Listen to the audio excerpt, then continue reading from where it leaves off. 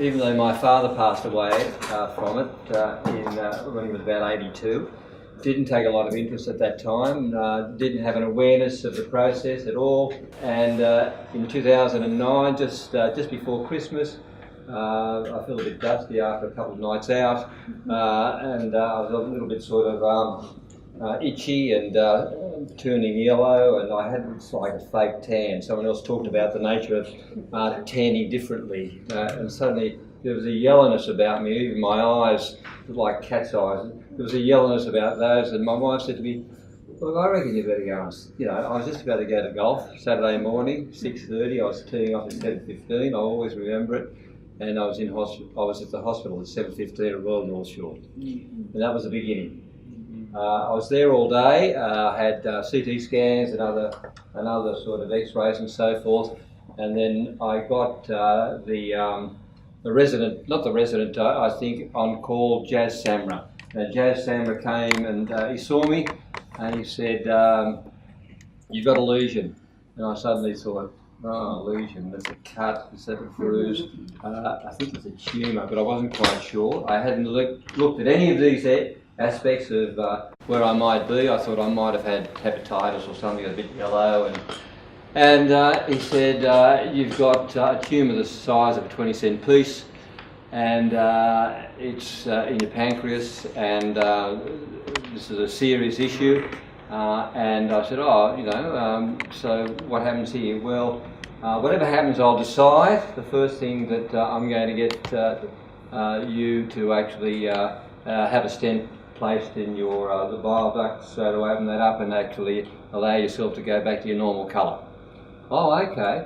And he said, "Well, that's the beginning, and that'll happen tomorrow."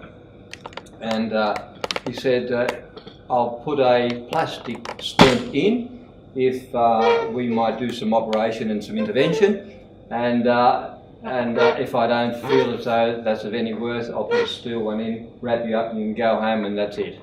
Just like that. I said, "What do you mean that's it?" And he said, "Well, you probably have 12 months if you're lucky. You look fit, and yeah, we'll see what happens." All right, I said. It was all very quick and very sudden. I went from golf to pancreatic cancer. It was really a mighty jump for me at that stage, because I hadn't been unwell for a long time. I didn't feel anything. Bit of an itch, a little bit of yellowness. I said, "Oh yeah, I can cope with that." And so the next day I had a little operation, a couple of hours or 3 hours or something. And when I woke up, the nurse said, "Oh, you okay, Mr. Marchetto?" I said, "Fantastic." I said, "Feeling really good. I'm just wondering about the material of the stent that was put in me this afternoon." And she said, "Oh, that was plastic." I went, "Yes." And sort of suddenly there was this bit of a relief about what had happened. And then Jazz said to me, prior to that I'd had an endoscopy also, and he was able to determine that I didn't have any secondaries that we're actually vividly aware of. So he just said, "We're going to do a Whipples." For the next stage of all of that was going to be, we're going to make sure that your heart's okay and your breathing's okay, so that we can put you under, because the Whipples is a fairly substantial operation. It'll take quite a while for it to get through. I said, "That's fantastic. I'm very happy. I'm pleased. Go home, have a couple of days." It's the only time I've ever taken sleeping pills, just so that I could sleep a little bit and just feel comfortable with the nature of where I was going to be. And then I had the Whipples operation. At that stage, I had no pain. There was no pain at any step that was involving a cut, a slice, or any sort of manipulation. Everything seemed to be going okay, so I was starting to feel all right. I woke up out of the Whipples, and then I thought 6 days where the only thing I had was ice. The ice blocks, just to get that straight. And then I was able to have a shower, and after 6 days I had an orange. The orange juice was like heaven to me. I'm not a great orange juice drinker, but it was fantastic. I thought, oh yes, and then I was asked to have a shower, so I got up and I went past a mirror and I thought, God, is that me? And then I was thinking of that Monty Python phrase, and I thought, shit, that's me. It was amazing. I was trying to stay away from mirrors for a while, and I had friends who had looked up everything about being, burdened by pancreatic cancer. And I said, don't tell me anything about it. I don't want to know. I just want to get on with my life and see where I'm going to go from here. I was all stable to the front. There was sort of a robotic quality about the way in which I felt, and sauntered off. And I thought, okay. The next step was to meet an oncologist. The oncologist said, you're going to have chemo for the next, I think 6 months. I had sort of 18 bouts of chemo, if I can call it that. And I'd go to chemo, and everyone was flat. They were all sort of, they went and had their chemo, and they were all, and I started to feel a bit protective. And by about the third month, I started making up songs, about the nature of chemo. Chemo seemed to be a great subject, and I always.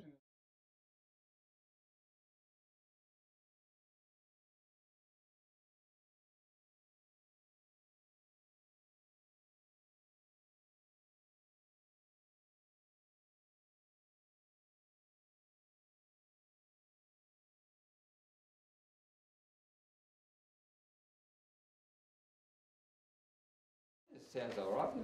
I might, keep going with that. So it just helped me to stay upbeat. It was really important for me to think. Whenever I fell down, I just put on my Asics and I just go straight out the door. And I'd say to my wife, look, don't worry about me. I'm going out walking. I had to walk. I had to see. I had to be like in a context other than sort of thinking about me all the time. I wanted to look outside. I wanted to see. I wanted to be able to be, I don't know, integrated into something more than just me and where I was at and what I was doing. And I felt very strongly about that. And I was always, and also protective, but also I wanted to tell friends that, look, I've gone through this, and wow, it was dramatic, and blah blah blah, and so this went on for about 9 months, and then they found a secondary. So the secondary really put the wind up me, and at that stage I was having one lot of chemo, and they said, well, we're going to hit you with some new chemo, and that was Nick Pavlakis, fantastic guy. I feel very fortunate and lucky. I was listening to someone last night who'd gone through similar processes, and they talked about luck, and I had that luck. And I still have that luck in terms of where I'm at right now at this moment. And Nick Pavlakis said, "Oh, we're going to try a new